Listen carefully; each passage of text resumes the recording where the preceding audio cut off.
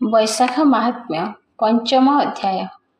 नारायणं नमस्कृत्यं नरं चैव नरोत्तमं देवीं सरस्वतीं व्यासं ततो जयमुदीरयेत्। मूकं करोति वाचालं पङ्गुं लङ्घयते गिरिं यत्कृपातमहं वन्दे परमानन्दमाधवम्।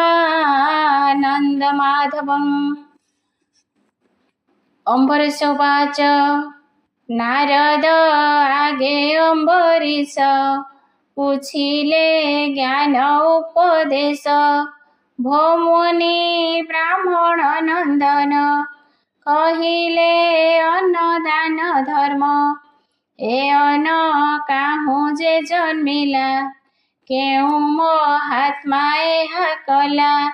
नारद उवाच शुण राजन मन देई पूर्वचरित तोते कही कल्पान्ते देव नारायण जगत संहारी गर्भेण शोइले प्रलय जलरे एमन्ते केतेक कालरे से जग माया जानिथिले निद्रारु प्रभु को तोड़िले उत्साह मन को से कले पुणी पृथ्वी सरजिले नाभिरे हेम पुष्प जात पद्मरु विधाता संभूत से ब्रह्मा 14 भुवन आज्ञारे कले सर्जन देवता गण भी आइले जाहाकू जेउ ठाव देले विराट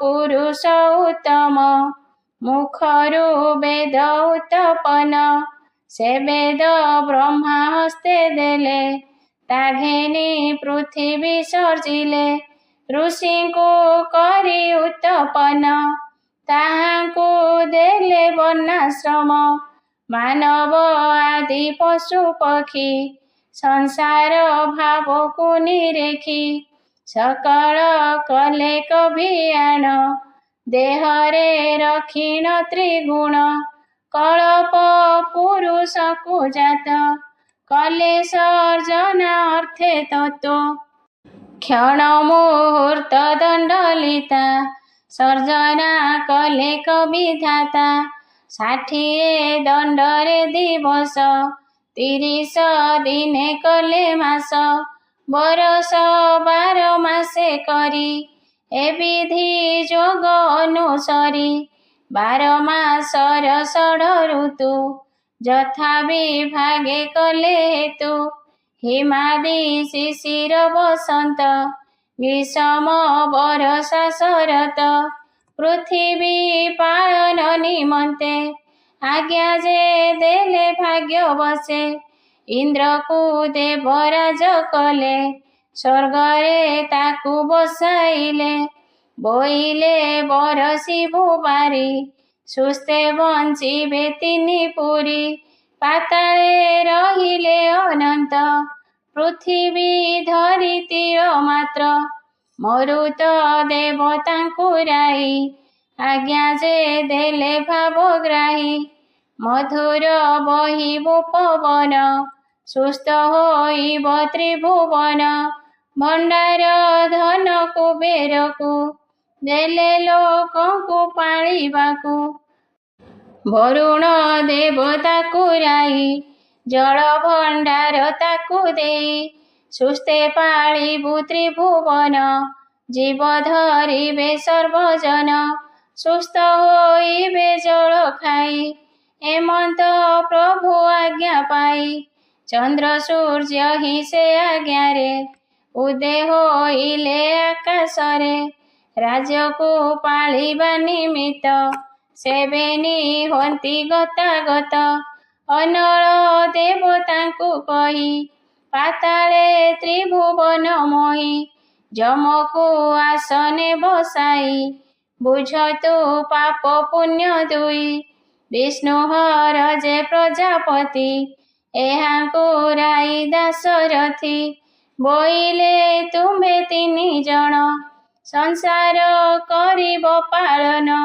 33 କୋଟି ଦେବଗଣ ସବୁ ଶ୍ରେଷ୍ଠ ନାରାୟଣ। ନିଦ୍ରାବତୀଙ୍କି ଆଜ୍ଞା ଦେଇ ସର୍ବଚକ୍ଷୁରେ ଘାରି ହୋଇ ପ୍ରାଣୀମାନେ କଲେ ଶୟନ। ଘାରିବୁ ତାହାଙ୍କ ନୟନ। ଏମନ୍ତ ବିରାଟ ପୁରୁଷ କହିଣ ଜ୍ଞାନ ଉପଦେଶ। ସେ ନିରାକାର ନାରାୟଣ ବସିଲେ ନିରାଲମ୍ବ ସ୍ଥାନ। ସମର୍ପି ପ୍ରତି ନାରାୟଣ ଏ ସର୍ବ ବୁଝତୁ ଆପଣ। ସେ ନାରାୟଣ ଏ ସଂସାର ସର୍ଜିଲେ ବହୁତ ପ୍ରକାର। ସଂସାର ମଧ୍ୟେ ନାରାୟଣ ରଚନା କଲେ ପ୍ରଜାଗଣ। ତ୍ରିଗୁଣେ କଲେ କଜଡ଼ିତ କେବା ଦୁରାତ୍ମା କେବା ସନ୍ଥ। କେତହିଁ କଣା କୁବ୍ଜା କେହି ଅନ୍ଧ ବଧିର ଛୋଟା ହୋଇ। କେତହିଁ ହୁଏ ମହାଜନ କେବା ଦରିଦ୍ର କେବା ହୀନ। କେତହିଁ ସାଧୁ ଗୁଣ ଧରି କେତହିଁ ଖାଏ ଚୋରି କରି। ବ୍ରହ୍ମ କ୍ଷତ୍ରିୟ ବୈଶ୍ୟ ଶୂଦ୍ରେ ଶ୍ରେଷ୍ଠ ପଚାରି ଜାତି ମଧ୍ୟେ। ବ୍ରାହ୍ମଣ ବୋଲି ନ ଜାଣିବ ତାହାଙ୍କ ପାଦକୁ ପୂଜିବ। 36 ପାଟକ ମଧ୍ୟରେ ଯେ ବିପ୍ର ପାଦ ପୂଜା କରେ। ସେ ବିଷ୍ଣୁ ପୂଜା ଫଳ ପାଇ ଅନ୍ତେ ଅଚ୍ୟୁତପୁରେ ଯାଇ। ତାହାକୁ ନ ଦଣ୍ଡଇ ଯମ କହନ୍ତି ପୁରୁଷ ଉତ୍ତମ। ସେ ବିପ୍ର ହସ୍ତେ ଦାନ ଦେଇ ସେ ପାଦ ଧୌତ କରଇ। ସ୍ୱର୍ଗେ ବସଇ ତାର ଗୋତ୍ର କହିଅଛନ୍ତି ଲକ୍ଷ୍ମୀକାନ୍ତ। ଅନେକ ଶସ୍ୟ ଭିଆଇଲେ ସବୁହୁଁ ଶ୍ରେଷ୍ଠ ଧାନ୍ୟ କଲେ। ଅନ୍ନ ପୁଞ୍ଜିଣ ସୁସ୍ଥ ହେବେ ଦେବତା ବ୍ରାହ୍ମଣ ତୋଷିବେ। ବୈଶାଖ ମାସେ ନାନା ଦାନ ବିପ୍ରଙ୍କୁ ଦିଏ ଯେଉଁ ଜନ। ତୀର୍ଥରେ ସ୍ନାନ ଯେ କରଇ ସେ ଜନ ବୈକୁଣ୍ଠେ ବସଇ। ଏ ସୃଷ୍ଟି ସର୍ଜନ ବିଶେଷ ତୋତେ କହିଲି ଅମ୍ବରୀଶ। ବୈଶାଖ ମାହାତ୍ମ୍ୟ ଏ ବାଣୀ ଗୀତେ ପାମର ରାମ ଭଣୀ। ଇତି ଶ୍ରୀ ସ୍କନ୍ଧ ପୁରାଣେ ବୈଶାଖ ମାହାତ୍ମ୍ये ନାରଦ ଅମ୍ବରୀଶ ସମ୍ବାଦେ ପୃଥ୍ୱୀ ସର୍ଜନା କଥନେ ନାମ ପଞ୍ଚମ ଅଧ୍ୟାୟ। ଷଷ୍ଠ ଅଧ୍ୟାୟ ରାଜୋବାଚ ଭୋ ମୁନି ବ୍ରହ୍ମାଙ୍କ କୁମର ମୋତେ କହିଲ ଜ୍ଞାନ ସାର। ଶୁଣି ମୋ ମନ ହେଲା ତୋଷ ପାଇଣ ତୁମ୍ଭ ଉପଦେଶ। ବୈଶାଖ ମାସେ ଜଳ ଦାନ ଦେଲେ ହୁଅଇ କେତେ ପୁଣ୍ୟ। ରାଜା ବଚନେ ମୁନି କହି ଶୁଣତୁ ଏକ ମନ ହୋଇ।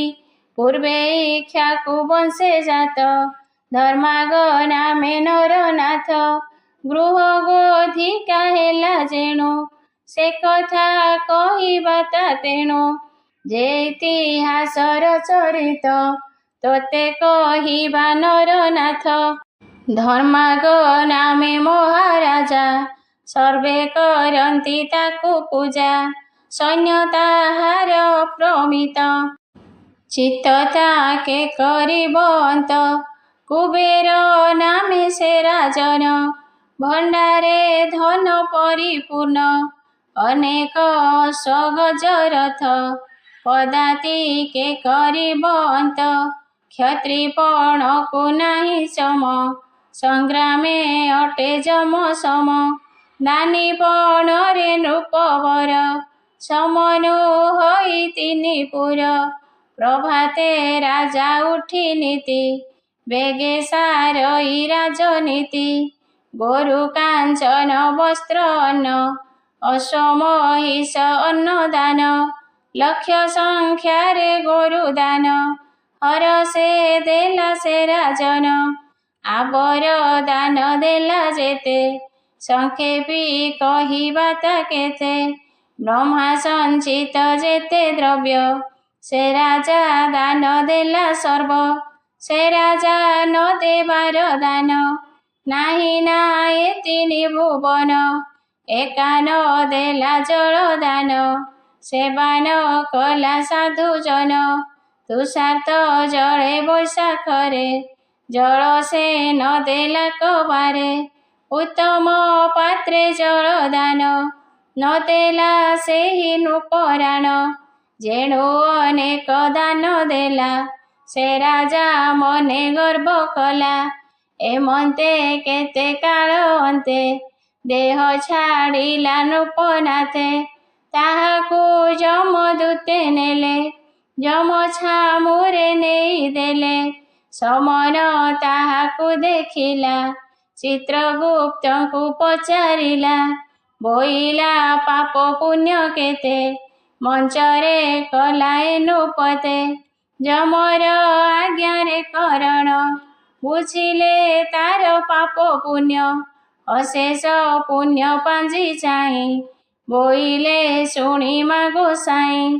ଯେତେକ ଦଇବ ସର୍ଜନ, ଏ ରାଜା ସବୁ କଲା ଦାନ।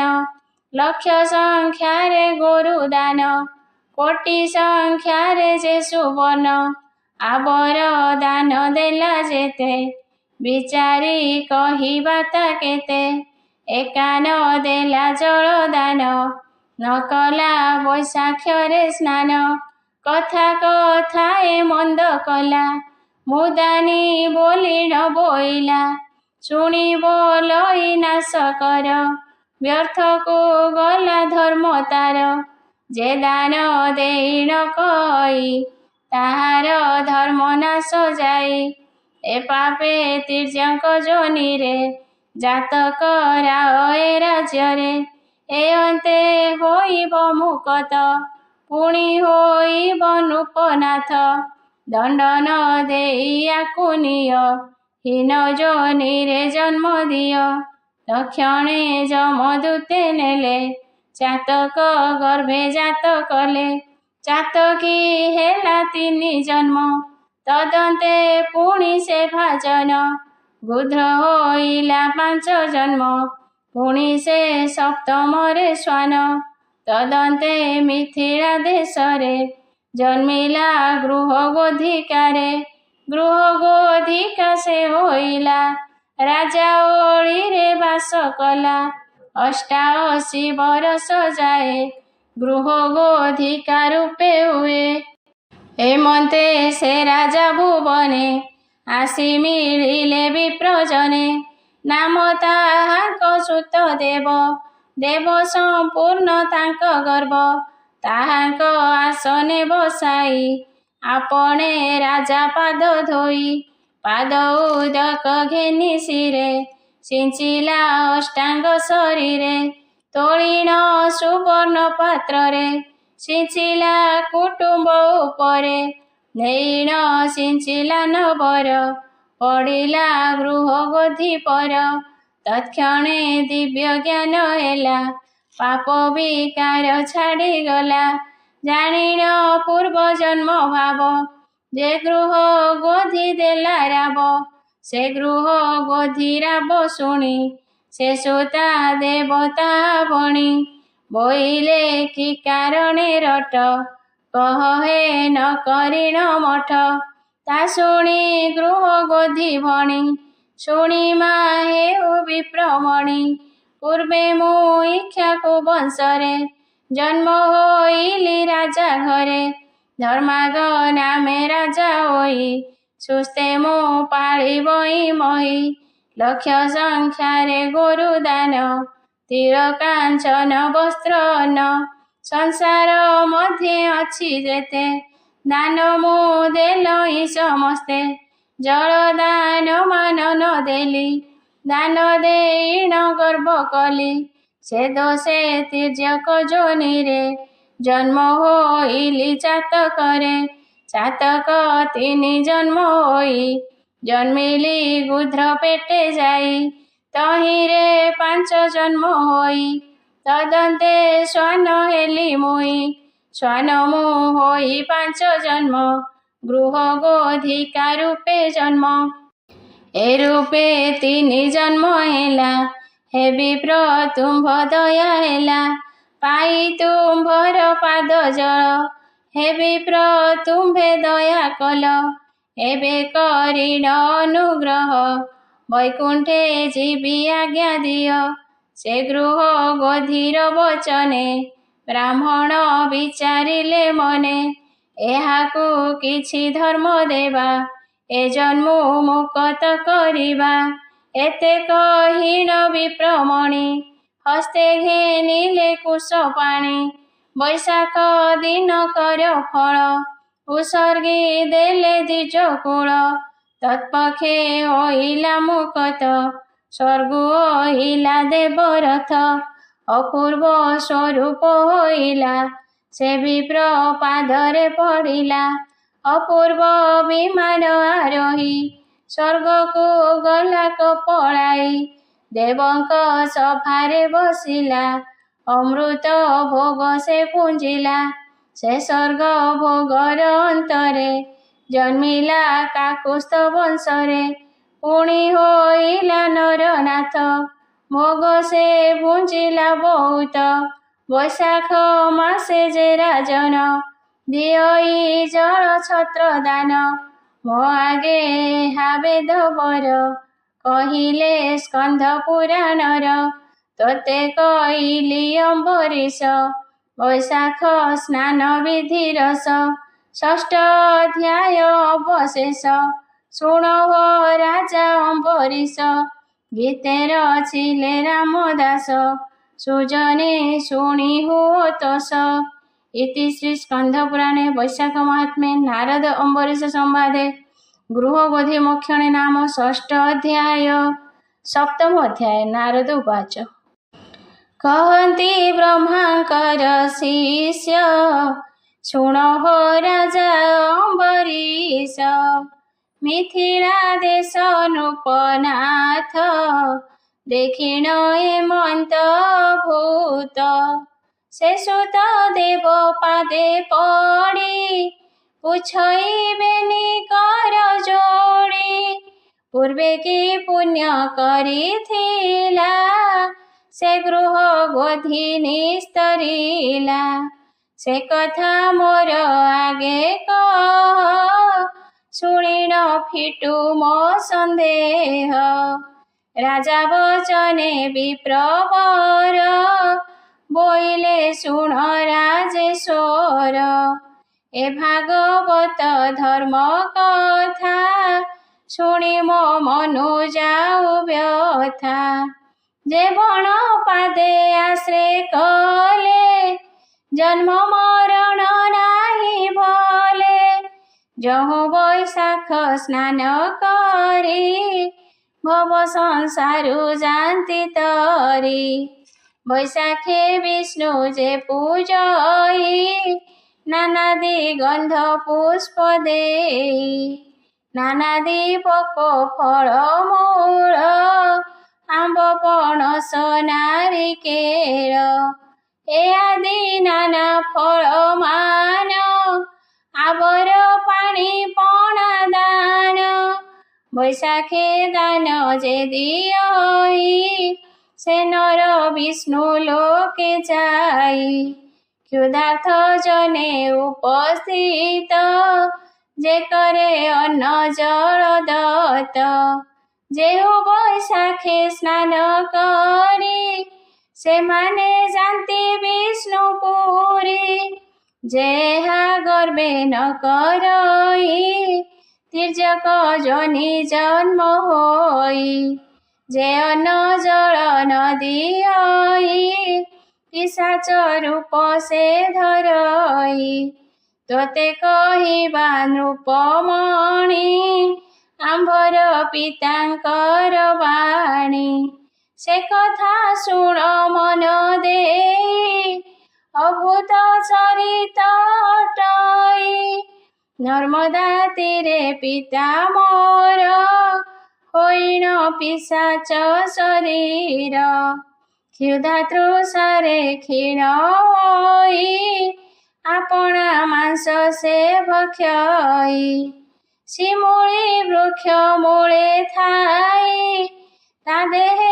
ଛାୟା ନ ପଡ଼ଇ ସର୍ବଦା ହୁଅଇ ଆରତ ମୁଖରୁ ନ ସ୍ରବେ ଅମୃତ ଅତି ଦୁର୍ବଳ ଦେହ କ୍ଷୀଣ ବସନ ବିହୀନେ ଉଲଗ୍ନ ମୁଖରୁ ଅଗ୍ନି ବାହାରଇ ନ ପାରେ ଜଳ ଫଳ ଖାଇ ସବୁ ଲାଗିଲା ତାକୁ ବିଷ କର୍ମେଣ ହୋଇଲା ନିରାଶ ଦୈବ ଯୋଗେ ଗଙ୍ଗା ସ୍ନାନ ମୁଁ ଯାଇଥିଲି ଏକ ଦିନ ପଥେ ଚଳନ୍ତେ ଶ୍ରମ ପାଇ ଜଳର ଅର୍ଥେ ଗଲେ ମୋହି ଉଠି ଭୂମିକି ଦେଲି ଚାହିଁ ଭୂତ ବସିଛି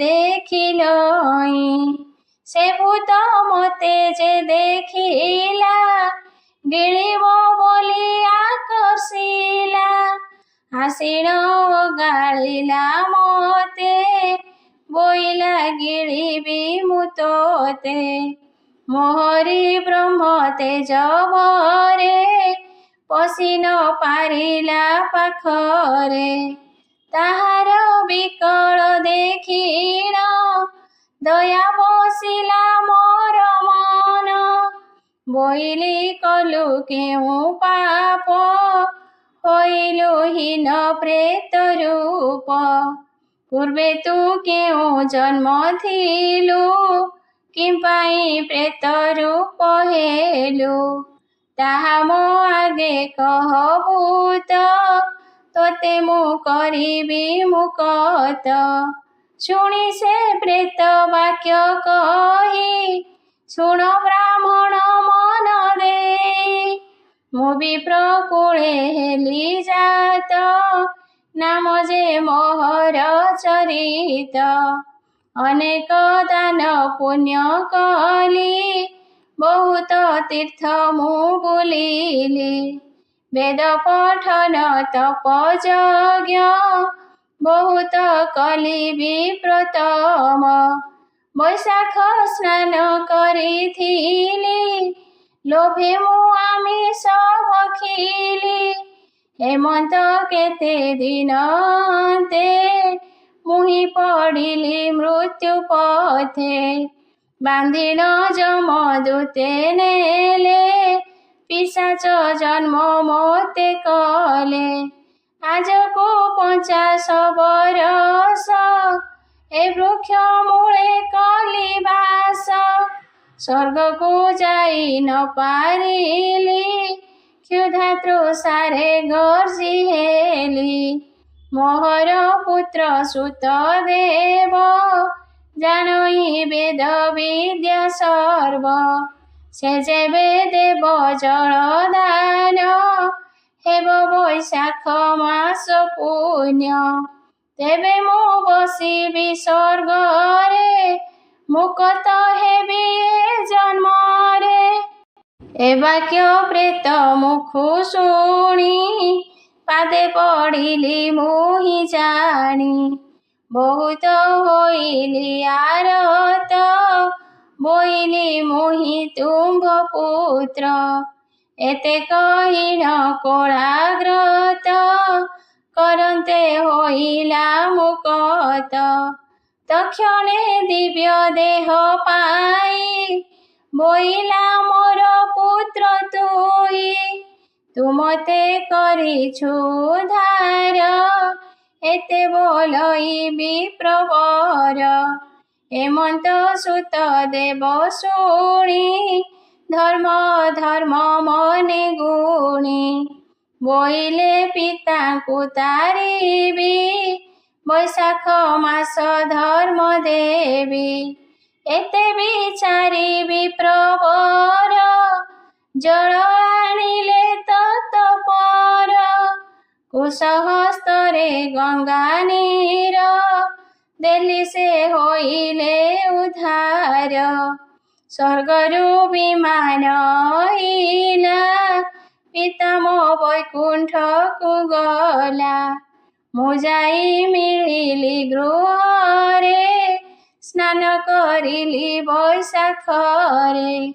ପିତାଙ୍କୁ ଜଳାଞ୍ଜଳି ଦେଇ, ବିପ୍ରଙ୍କୁ ଦାନ ଯେ ଦେଲଇଁ, ତାହାଙ୍କୁ କରାନ୍ତେ ଭୋଜନ, ପିତାମ ବସିଲେ ସ୍ୱର୍ଗେଣ। ଶୁଣ ସୁଚିତେ ରାଜା ତୁହି, ତୋ ଆଗେ ଧର୍ମ କହିବଇଁ। ନାରଦ ଅମ୍ବରୀଶ ଆଗେ, ଏକଥା କହିଲେ ସରାଗେ। ବୈଶାଖ ମାହାତ୍ମ୍ୟ ଏ ରସ, ଗୀତେ କହିଲେ ରାମଦାସ। ଇତି ଶ୍ରୀ ସ୍କନ୍ଧ ପୁରାଣେ ବୈଶାଖ ମାହାତ୍ମ୍ये ନାରଦ ଅମ୍ବରୀଶ ସମ୍ବାଦେ ସୁତଦେବ କଥା ପ୍ରସଙ୍ଗେ ନାମ ସପ୍ତମ ଅଧ୍ୟାୟ। ଅଷ୍ଟମ ଅଧ୍ୟାୟ। ନାରଦ ଉବାଚ ଶୃଣୋତୁ ଅମ୍ବରୀଶ ରସ, କହିବା ଜ୍ଞାନ ଉପଦେଶ।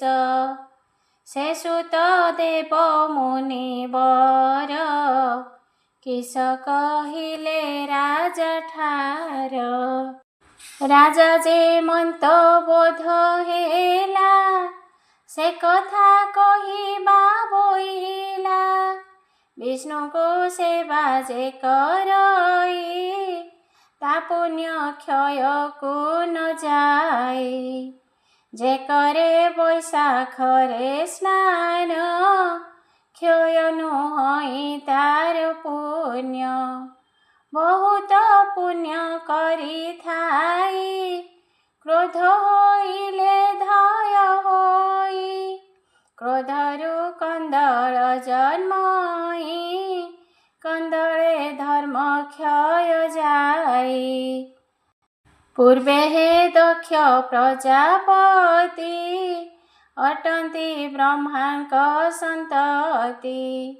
ସେ ଦକ୍ଷାଦିତି ବ୍ରହ୍ମା ହେଲା, ସଚରାଚର ଭିଆଇଲା। ଯୋଗ ମାୟାକୁ ସଂଖ୍ୟା କରି, 13 ଦୁହିତା ଜାତ କରି।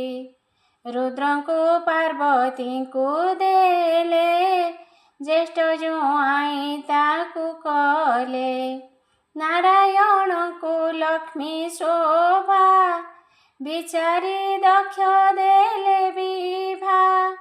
ବ୍ରହ୍ମାକୁ ଦେଇ ସରସ୍ୱତୀ, ଜୁଆଇଁ କଲେ ପ୍ରଜାପତି। ଶଚୀଙ୍କୁ ଇନ୍ଦ୍ର ବିଭା ହୋଇ, ଦକ୍ଷର ହୋଇଲେ ଜୁଆଇଁ। ସଦର୍ପେ କହେ ଦକ୍ଷପତି, ଏ ଅନ୍ତେ ଶୁଣୋତୁ ନୃପତି।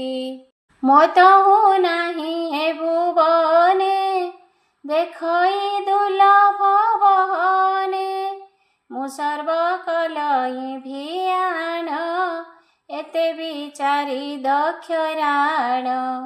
ଏବେ ମୁଁ କରିବଇଁ ଯାଗ, ଦେବଙ୍କୁ ଦେବି ହବିର୍ଭାଗ। ଏବେ ମୁଁ ମହାଯଜ୍ଞ କରି, ବ୍ରହ୍ମା ହୋଇବି 3 ପୁରୀ। ଏତେ ବିଚାରି ଦକ୍ଷ ମନେ, ମିଳିଲେ କୈଳାସ ଭୁବନେ। ଦକ୍ଷଙ୍କୁ ଦେଖି ଉମାପତି, ଆସ୍ଥାନୁ ନ ଉଠିଲା ଧାତି। ମନେ ବିଚାର କଲେ ହର, ଏ ଦକ୍ଷ ଭୃତ୍ୟ ସମ ମୋର। ମୁଁ ଯେବେ ଆସ୍ଥାନୁ ଉଠିବି, ଏହାକୁ ନମସ୍କାର ହେବି। ଏ ଦକ୍ଷ ତେବେ ହେବ ନାଶ, ମୋତେ ଲାଗିବ ହତ୍ୟା ଦୋଷ। ଦକ୍ଷ ରହିତେ ନ ବରିଲେ, ଆସ୍ଥାନୁ ହର ନ ଉଠିଲେ। ତା ଦେଖି ଦକ୍ଷ କୋପ ହୋଇ, ବୋଇଲେ ହର ମୁଖ ଚାହିଁ। ଜ୍ଞାନ ଗୋଚର ନାହିଁ ତୋର, ଚଢୁ ତୁ ବୃଷଭ ଉପର। ଗଳାରେ ହାଡ଼ ମାଳ ତୋର, ଗୋଚର୍ମ ପକାଉ ପିଠିର। ସର୍ବଦା ଶ୍ମଶାନରେ ପ୍ରେତଗଣଙ୍କ ସଙ୍ଗତରେ ବସ୍ତ୍ରବିହୀନେ ତୁ ଲଗ୍ନ ତୈଳବିହୀନେ ଲେପୁ ଭସ୍ମ ଅନ୍ନବିହୁନେ ମାଗୁ ଭିକ ଆପେ ବୋଲାଉ ବଡ଼ ଲୋକ କ୍ଷୁଧା ଲାଗିଲେ ବିଷ ଖାଉ ସର୍ପକୁ ମାଳ କରିଥାଉ ଅପଗୁଣ ତ ଅଛି ଯେତେ ମୁହେଁ ଜାଣିବି କେମନ୍ତେ ଦୁରାତ୍ମା ନାରଦ ବଚନ ସତିକି ତୋତେ ଦେଲି ଦାନ ଚକ୍ରର କଲା କୁମ୍ଭ ପ୍ରାଏ ବିପ୍ର ଚଣ୍ଡାଳ ଗୃହେ ଯାଏ ଏତେ କହିଣ ଦକ୍ଷ ଗଲା ବୈକୁଣ୍ଠ ଭୁବନେ ମିଳିଲା ସକଳ ଦେବେ ସଭା କରି ଅଛନ୍ତି ବୈକୁଣ୍ଠପୁରୀ ଦକ୍ଷଙ୍କୁ ଦେଖି ନ ଉଠିଲେ ଯେଝାରେ ମାନ୍ୟ ଧର୍ମ କଲେ ଦକ୍ଷର ଅର୍ଥେଣ ଚରଣ କରି ସକଳ ଦେବଗଣ ବରଣ କରି ଦକ୍ଷ ଗଲେ ନାରଦ ସେ ସଭାରେ ଥିଲେ ତକ୍ଷଣେ ଗଲେ କପିଳାସ ମିଳିଲେ ରୁଦ୍ରଙ୍କର ପାଶ ତାହାଙ୍କୁ ଦେଖି ନରସାହିଁ ଆସନେ ବସାଇଲେ ନେଇ ଦେଖିଣ ରୁଦ୍ରଙ୍କର ଗତି ହରସ ହେଲେ ମହାଜତି ରୁଦ୍ର ପୁଛିଲେ ବ୍ରହ୍ମା ସୂତ କି କାର୍ଯ୍ୟ ମୋ ପୁରେ ଆଗତ ହସି କହିଲେ ମୁନିବର ମୁଁ ଥିଲି ବୈକୁଣ୍ଠପୁର ଦକ୍ଷ ସେ ସଭାରେ ମିଳିଲେ ସକଳ ଦେବଙ୍କୁ ବରିଲେ ଆପଣ ଆରମ୍ଭିବେ ଯାଗ ଦେବଙ୍କୁ ଦେବେ ହବିର୍ଭାଗ ଆମ୍ଭଙ୍କୁ ଦେବଙ୍କ ସଭାରେ ନିନ୍ଦିଲେ ବହୁତ ପ୍ରକାରେ ବୋଇଲେ ଛାର ଯୋଗୀ ସେହି ଯଜ୍ଞକୁ ଯୋଗ୍ୟ ସେ ନୁହୋଇ ତାହାକୁ କଲେ ତ ବରଣ ଯଜ୍ଞ ହୋଇବ କାରଣ ଏତେ କହିଣ ମୁନିବର ଗମିଲେ ହୋଇ ତତ୍ପର ସେ ଦକ୍ଷ ଯଜ୍ଞ ଆରମ୍ଭିଲେ ଋତିଜ ମାନଙ୍କୁ ବରିଲେ ବ୍ରହ୍ମା ଇନ୍ଦ୍ରାଦି ଦେବଗଣ ସେ ଯଜ୍ଞେ ହୋଇଲେ ବରଣ ବିଷ୍ଣୁଙ୍କୁ ସେ ଯଜ୍ଞେ ବସାଇ ପୂଜିଲେ ଗନ୍ଧ ପୁଷ୍ପ ଦେଇ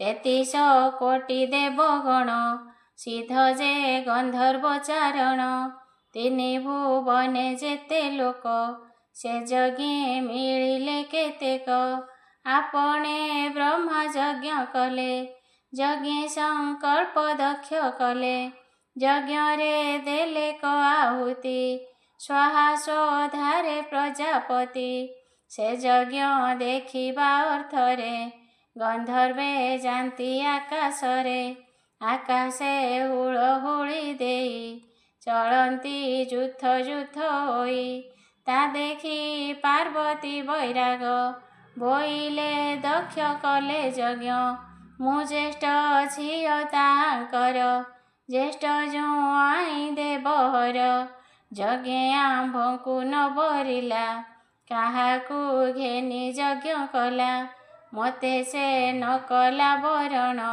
ତା ଯଜ୍ଞ ହେବ କାରଣ ଏତେ ବିଚାରି କୋପ ହୋଇ ନନ୍ଦିକି ଛାମୁକୁ ଡକାଇ ବୋଇଲେ ଦକ୍ଷ ଯଜ୍ଞେ ଯିବା କି ଯଜ୍ଞ କରୁଛି ଦେଖିବା ଏତେ କହିଣ କୋପ ହୋଇ ଯଜ୍ଞକୁ ଯାନ୍ତି ମହାମାଇ ନିଜ ଆସନେ ରୁଦ୍ର ଥିଲେ ଉମାଙ୍କୁ ଆସି ଓଗାଳିଲେ ବୋଇଲେ ମନୁ ତେଜ କ୍ରୋଧ ଗଲେ ଗୋ ପଡ଼ିବ ବିରୋଧ ଦକ୍ଷର ଯଜ୍ଞ ଭଗ୍ନ ହେବ ତୁମ୍ଭର ହୋଇବ ଶୁଭ ରୁଦ୍ର ଅନେକ ପ୍ରବୋଧିଲେ ପାର୍ବତୀ ତାହା ନ ମାନିଲେ ଚଳନ୍ତେ ଉମା ବଳାତ୍କାରେ ନନ୍ଦିକି ବୋଇଲେ ଈଶ୍ୱରେ 14 କୋଟି ରୁଦ୍ରଗଣ ଘେନି ତୁ ଚଳ ସଙ୍ଗ ତେଣ।